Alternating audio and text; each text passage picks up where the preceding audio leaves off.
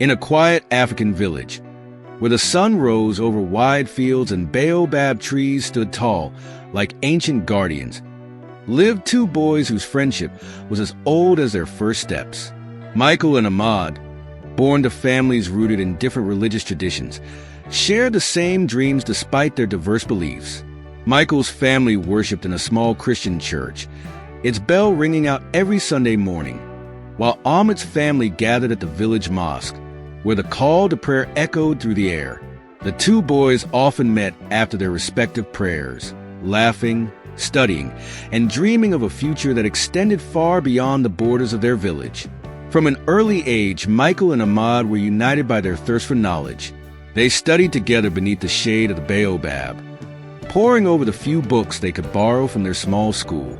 Michael, with his passion for numbers, was fascinated by engineering, while Ahmad, curious about the human body, dreamed of becoming a doctor. Their faiths, though different, only strengthened their resolve to learn, grow, and make a mark on the world. As they matured, they became more devout in their religions. Michael's Christian faith taught him the power of love, compassion, and dedication to hard work.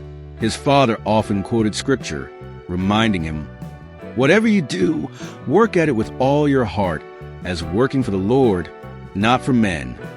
Ahmad, guided by the teachings of Islam, learned the importance of perseverance and seeking knowledge. His father, the village imam, would remind him of the Prophet's words, "The seeking of knowledge is obligatory for every Muslim." The boys faced challenges typical of life in a rural African village: limited resources, long walks to school, and a scarcity of books. Yet, their love for learning never wavered. They would often spend their evenings studying by the dim light of kerosene lamps, driven by the hope of earning scholarships that could take them to the world's top universities. When the time came for higher education, they applied to international universities with the quiet confidence that their hard work and faith would see them through. Michael, with his excellent grades, received a scholarship to study engineering at a prestigious university in the United States. Ahmad, whose brilliance in biology had caught the attention of a scholarship committee, was accepted into a top medical school in Germany. Their success was celebrated throughout the village. Yet not everyone understood how two boys so devoted to their faiths could thrive in the Western world. Some of the village elders, steeped in traditional beliefs, muttered that Islam and Christianity were foreign religions imposed by outsiders. "Why do they follow the ways of the white man?" one old woman asked. "Our ancestors worshipped the gods of the earth and sky. They should not have left behind our traditions." But Michael and Ahmad saw no contradiction between their faith and their education. To them, their Christian and Muslim beliefs were not chains holding them back. Rather, they were the roots that anchored them as they reached for the sky. In the United States, Michael found a community of international students from various faiths, some of whom shared his Christian background. He excelled in his engineering courses, his belief in service to others guiding him as he worked on projects that aimed to bring clean water and sustainable energy to rural areas, projects that could one day benefit his own village. His faith gave him strength in times of difficulty, reminding him that his purpose was greater than personal success. In Germany, Ahmad's days were spent in laboratories and lecture halls, studying the intricacies of medical science. His faith remained a central part of his life, and he balanced his studies with daily prayers, finding solace and focus in the quiet moments of worship. His Muslim beliefs, particularly the pursuit of knowledge as a sacred duty, drove him to excel in his field, and he soon became known for his groundbreaking research in medical treatments for diseases prevalent in Africa. As the years passed, the two friends stayed in touch, sharing stories of their academic journeys, the challenges they faced, and how their faiths continued to support them. Their dedication bore fruit. Michael graduated with honors and was soon working on international projects that brought sustainable energy to underdeveloped regions.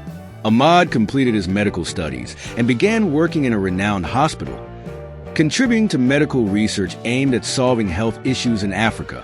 After years abroad, Michael and Ahmad returned to their village, not as boys but as accomplished men. The village gathered to celebrate their return, And as they stood before their community, the murmurs began again. Those who still doubted their success. They went to foreign lands, to the world of the white man. They had to abandon our ways to succeed, some said. But Michael spoke first, his voice steady and strong. I have not abandoned my faith. It was my Christian belief that guided me, that reminded me to work hard and serve others. My success is not because I left behind my faith, but because I embraced it. Ahmad followed, standing beside his friend. Islam has always encouraged the pursuit of knowledge. The Prophet Muhammad taught us that seeking knowledge is a duty. My faith in Islam is what pushed me to learn, to grow, and to return to help our people. Our faiths are not chains. They are the wings that helped us fly.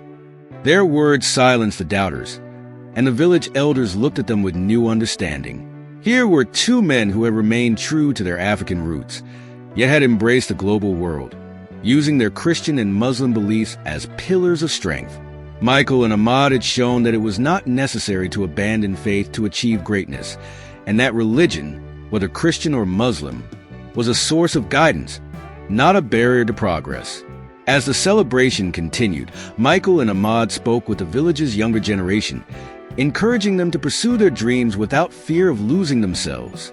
Their story became a beacon of hope, not only for their village, but for communities across Africa, proving that faith and education could work together to bring about a brighter future.